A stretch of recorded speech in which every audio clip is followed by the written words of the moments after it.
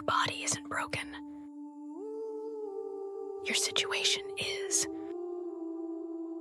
Beverly has 5,732 Instagram followers, but had to call herself an Uber to the ER at 3 a.m.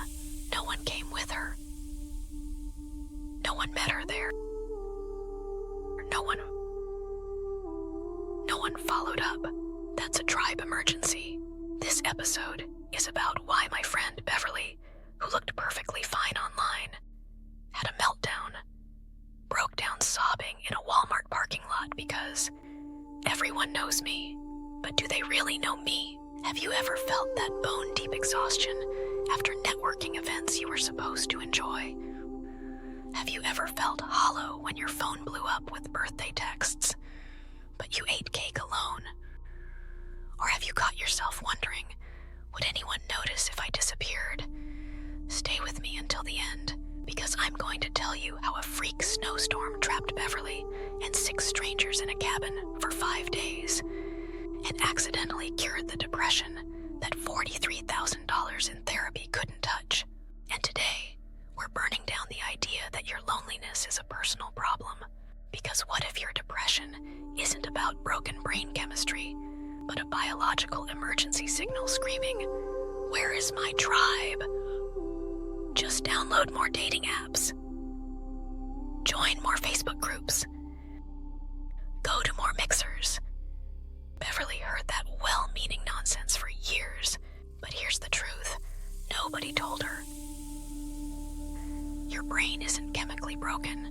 It's starving to death for a kind of connection that modern life almost completely erased. Story time.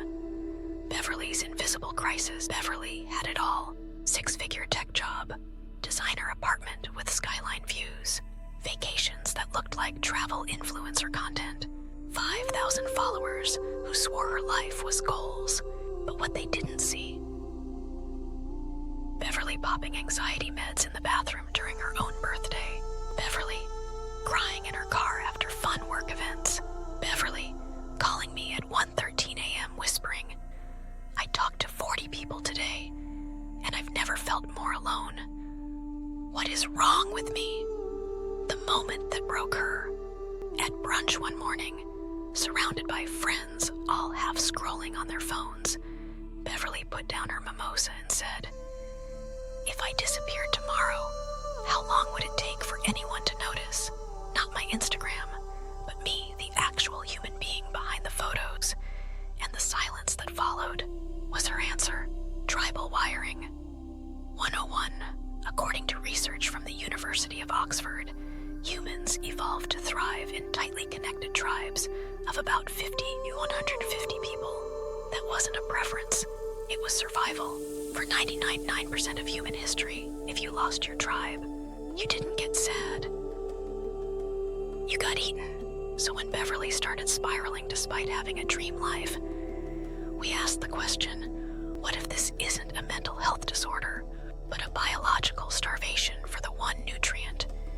Her brain literally evolved to require tribe, reframing depression as a tribe emergency. That ache when you scroll social media. It's not FOMO. It's your Stone Age brain screaming, "Danger! You've been separated from your tribe." Reconnect or die. According to Harvard's Department of Social Neuroscience, social rejection and isolation light up the same brain areas as physical pain. And according to the CDC, loneliness raises the risk of premature death as much as smoking 15 cigarettes a day. Her symptoms made sense once we knew the source. Exhausted after social events equals too many strangers, not enough real connection. Physical nausea before conferences equals tribal threat assessment overload. Sharing life updates via Instagram instead of phone equals proxy tribe. No oxytocin. Feeling envy toward neighborhood book clubs equals her brain whispering, "They have a tribe, where's mine?" Shopping compulsively equals a dopamine substitute for connection hormones. Feeling flat in relationships equals a pair bond, but it does not equal a tribe. depression. She had tribal withdrawal, the snowstorm that shattered everything. I invited Beverly to a small winter retreat. She arrived perfectly filtered.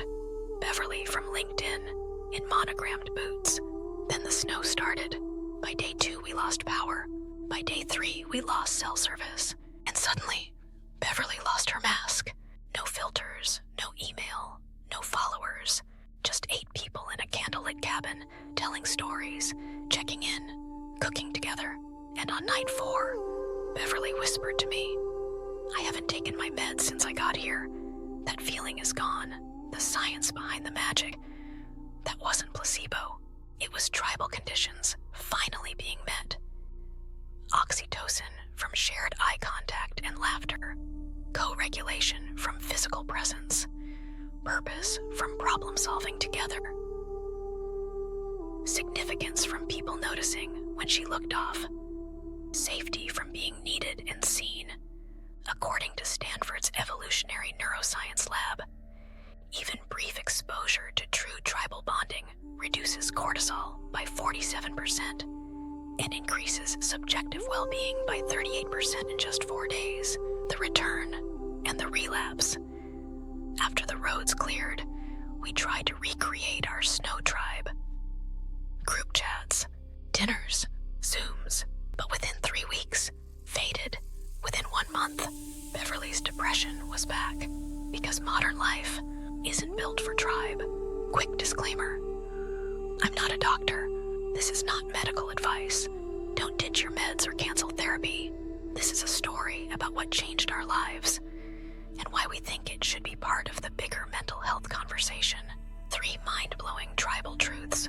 1. Loneliness isn't sad. It's dangerous. Studies from UCLA show that social disconnection triggers inflammation, weakens immunity, and increases risk of death by 26%. It's not in your head, it's in your bloodstream. 2. You don't have social anxiety. You have tribal overload. Thousands of strangers at an event equals thousands of ancient threat evaluations. That's why you're more relaxed with 5 friends in a cabin than at a 500-person retreat with networking lanyards. 3. Shallow connections does not equal a tribe.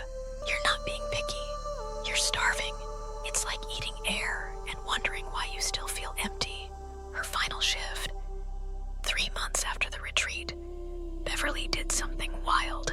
She quit her tech job, left her dream apartment, moved to a town where her cousin lived, the only person who'd checked on her during her hospital stay.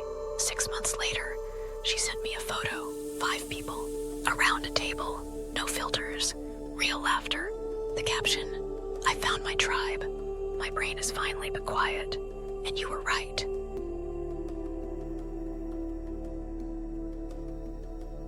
The next time you feel that aching emptiness, don't call yourself crazy.